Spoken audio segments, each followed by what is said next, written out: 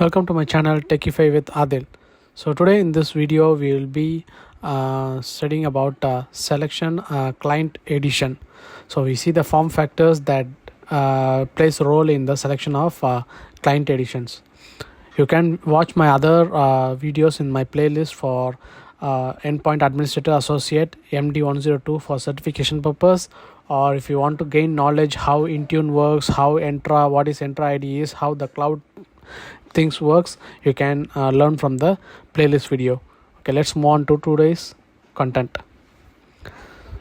So the Microsoft generally they have designed the Windows with several form factors. So we will see the list of form factors here. So desktop PC, so where the desktop PC is used. So desktop PC is the form factor of choice in business where you need high performance is predominant, such as computer aided design like CAD software. And if you're using for R&D centers, you're using some kind of simulations, or you want to run applications that require higher hardware configurations, then it's preferable to go for desktop PCs. The laptop is traditionally is used for traveling purposes. It's very comfortable when traveling. Then for people like sales people, or you want to go for some kind of marketing, you want to visit vendors very often, then the laptop is a preferable option. When a consumer uses a laptop as an office computer, adding an external keyboard, mouse and monitor can remedy the lack of workspace ergonomics. Then tablet. So tablets are famous for reading emails, doing presentations and entertainment devices, and this is still more comfortable for traveling. Like you can easily carry while traveling, even if you're in your in the travel on the way, like if you are in the bus or in your train, you just can use your tablet. Then there is a new recently we have know a lot of people would have come across this hybrid. So what is this hybrid? It's a combination of tablet with the laptop. So you can either use it as a laptop, also you can use it as a tablet. So it's a combination of both things. That's the hybrid. So devices example, Surface Pro have the tablet form factor, but keyboard covered allows it to just, you have to fix it only, just can fix it, magnetic fix, then you can start using it as a laptop. Then you just detach the screen and it will be in a tablet mode. You can just use it in a tablet mode. So that's a hybrid form factor. Then Xbox is a device that is most popular for gaming and entertainment purposes. Then HoloLens is one of the first holographic computer. So it has many uses for educational purpose, design and constructing businesses, mostly like projecting kind of things for educational and also in the civil businesses. Then Surface Hub. The Surface Hub is a large format touch friendly monitor used in meetings. So it is like a interactive monitor. So we all know about this 32-bit and 64-bit editions. So Windows 11 is only available in 64-bit. Till Windows 10 we have both the editions 34 and 64. So from Windows 11 Microsoft provides only 64-bit. So desktop editions of Windows 10 are available in both 32 and 64. However, starting with the Windows 10 2004 update, selling the new devices are only sold with 64 editions. Existing devices with Windows 10 32-bit installations will continue to receive updates. Most devices in today's use are compatible with this 64 architecture.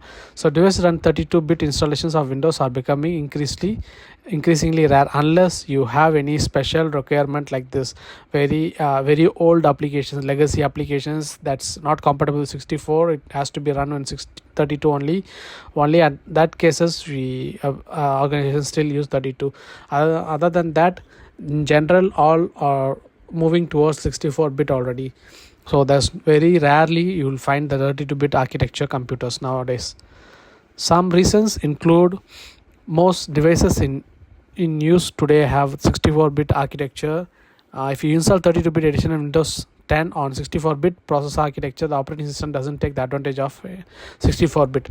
So it's not taking your full advantage of your hardware. So you buy hardware with 64-bit architecture and you're not utilizing it properly.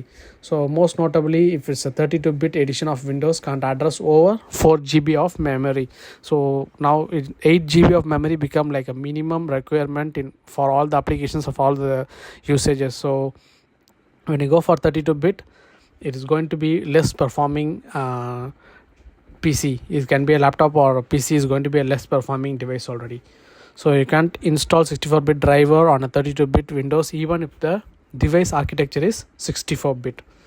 So 64-bit edition of Windows supports running native 32-bit and 64-bit applications. 64-bit applications can't run on a 32-bit edition of Windows 10. 16-bit applications won't run natively on Windows 10 64-bit applications. So if you have only 16-bit application, then you will have to go for the 32-bit. But in most scenarios nowadays, there is always a 32-bit or 64-bit applications only been developed in recent days. So as I mentioned, any legacy hardware and drivers that only support 32-bit architecture, and when 16-bit Windows applications are used in the organization. So given the significant trade-offs and trade of not using 64-bit organizations should consider solutions such as virtualization to support legacy apps as an alternative. So now we will see some scenarios. So based on that, what kind of a Windows edition will be used. So first scenario is, we have a pharmaceutical company is purchasing new computers to control and supervise its production lines. So the production line requires special hardware with sensors in the computers that employees will use to perform the supervision. So the production line software is sensitive to significant changes in the operating system. Which edition of Windows would you recommend for purchase by Contessa Pharmaceutical to supervise its production lines? So here the key things we will have to note is, so the computers are used for control and supervise its production lines. So it's a process oriented, and another thing is, it is sensitive to significant changes in the operating system. So it's preferably indirectly the requirement is to have a OS that is very less which has very less changes in its OS line. Okay, let us see the scenario. Second scenario, Samuel is an independent contractor. He often travels with his laptop, which contains sensitive customer financial data. He is concerned about the impact on his business if his laptop is lost or stolen. Which edition of Windows would be best suited to protect his data? So since it's sensitive financial data and it has to be protected, then we will be requiring BitLocker. So BitLocker is not available in the home edition. Minimum has to go for the pro edition. Contessa Pharmaceutical is expanding its remote workforce and wants to ensure that remote connections to the company network are secure and managed efficiently. They are looking for advanced security features and management tools to handle remote desktop services. Which edition of Windows would you recommend to Contessa Pharmaceuticals? So again, here we have to look at the key factors: advanced security features and management tools, and also for had to handle the remote desktop services.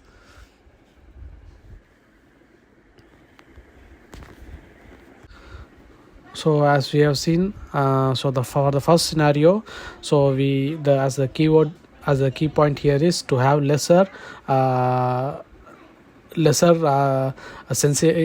significant changes. So we will have to go for enterprise LTSC version of OS. The second is a pro version, so it's very predominant due to the encryption requirement. And the third one will be the enterprise, because the enterprise has the higher advanced security features and management tools to handle the remote desktop services. So we will have to go for enterprise version. Then for Windows 10 and Windows 11, these are the minimum requirements. So if it's a Windows 10, the processor should be minimum 1 gigahertz or faster processor. Then the RAM should be minimum of 1 GB for 32 and 2 GB for 64-bit, and hard disk space is minimum of 16 GB for 32-bit and 20 GB for 64-bit. Graphics card and display is minimum 800 cross 600 pixels. For Windows 11, the processor is still 1 gigahertz processor. The RAM is minimum 4 or greater. Storage is 64 GB or greater. Then graphics card compatible with DirectX 12 or later. System firmware is UEFI secure boot capable. Then TPM 2.0, and display is high definition 720 displays 9-inch or greater monitor. Then internet connectivity is necessary to perform updates and to download and use some features. So Windows 11, if you're using Windows 11 Home Edition, requires an internet connection and Microsoft account to complete device setup on first use. This is to note down if you're using Windows 11 Home Edition. Feature specific requirements. Windows client offers more options if the correct hardware is present. The following are some of the hardware software requirements for various additional features. So Windows Hello is one of the additional feature. Requires specialist illuminated infrared camera for facial recognition, iris detection or fingerprint. So it's like it is like a biometric for logging in to your authenticating your laptop. So instead of using the traditional password, you can use this Windows Hello options. So based on the hardware facility your laptop has, is either fingerprint or facial recognition or iris detection, we can use that as a Windows Hello support. Then two-factor authentication, so which we know is usually we can use a second authentication as a PIN or fingerprint reader, and same the infrared camera or phone with Wi-Fi or Bluetooth capabilities, a second two-factor authentication. Then snap. Windows might limit the number of simultaneous snapped application depending on the monitor's resolution. In Windows 11, 3-column layouts require a screen that is 1920 effective pixels or greater in width. Then secure boot. Secure boot requires firmware that supports UEFI and has the Microsoft Windows certification authority in UEFI signature database. The secure boot process takes advantage of UEFI to prevent the launching of unknown or unwanted operating system bootloaders between the system's BIOS start and the Windows 10 operating system start. While the secure boot process isn't mandatory for Windows 10, it increases the integrity of the boot process.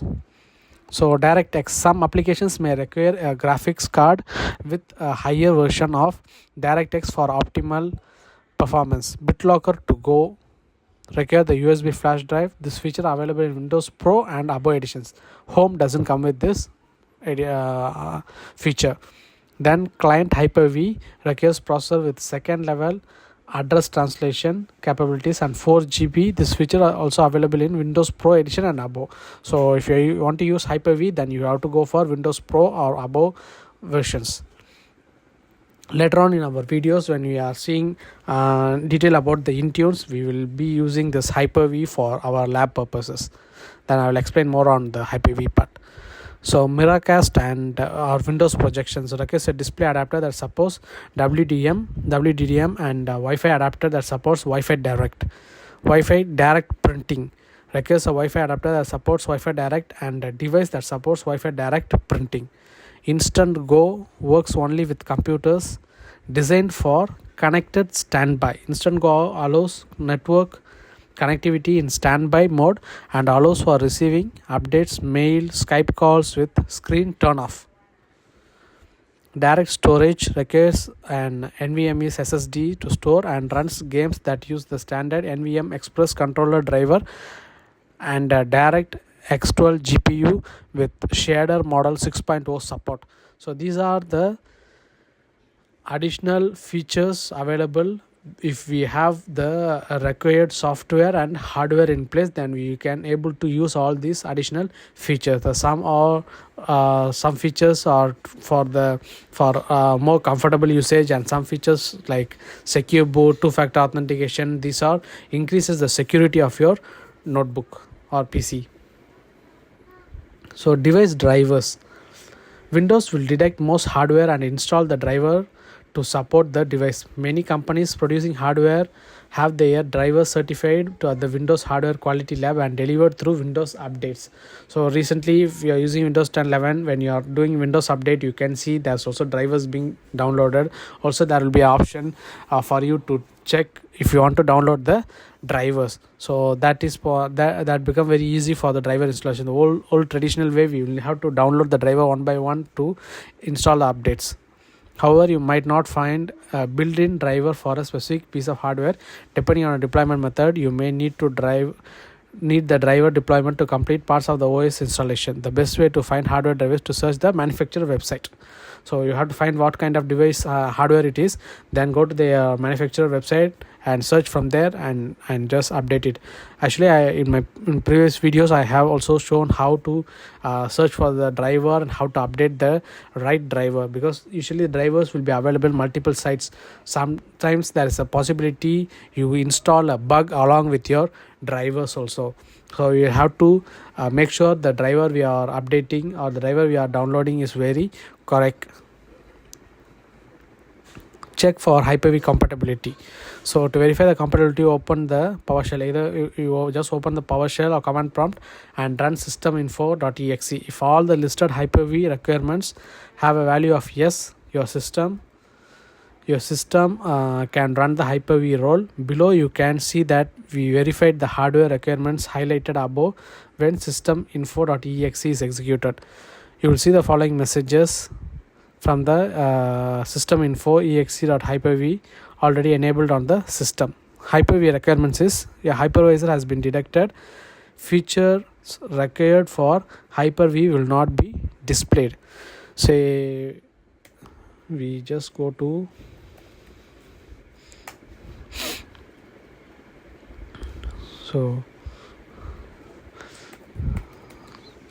system info.exe. So it is the, so you can see here Hyper-V hypervisor has been detected and features required for all Hyper-V will not be displayed. So it says this application this system is available with a hypervisor, so it can be used.